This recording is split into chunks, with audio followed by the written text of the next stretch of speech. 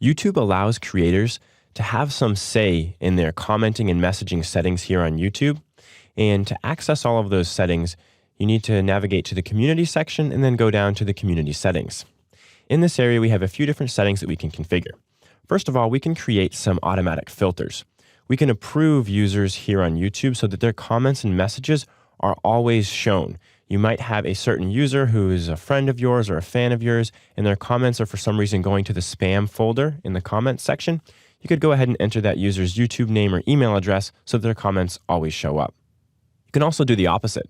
You can ban users here on YouTube. So maybe you have a user who is spamming a lot of your videos, and for whatever reason, the YouTube spam filter isn't picking up that user's comments as being spam. You could go ahead and add that user to the banned users list here. Maybe you also have some comments on YouTube that have language in them that you consider offensive. You could add certain words here into the blacklist so that any comments containing those words will be automatically sent to the review section in the comments area here on YouTube.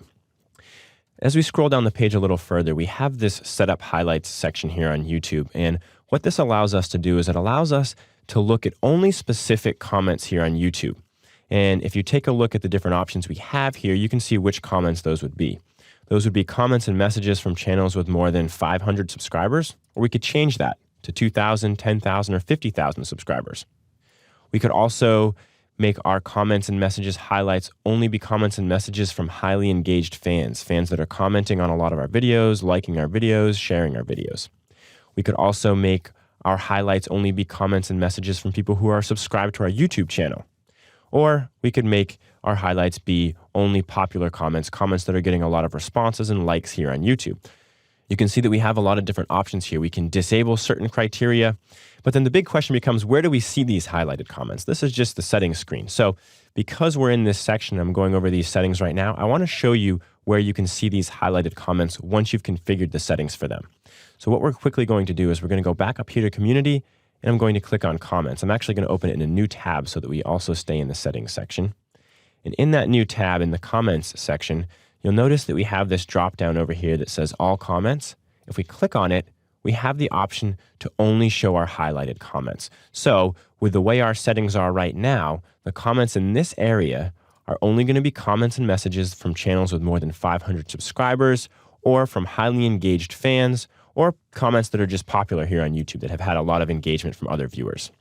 So that's a great way to kind of filter through some of the smaller and maybe less meaningful comments to really get to the big ones that you want to engage and respond to on YouTube.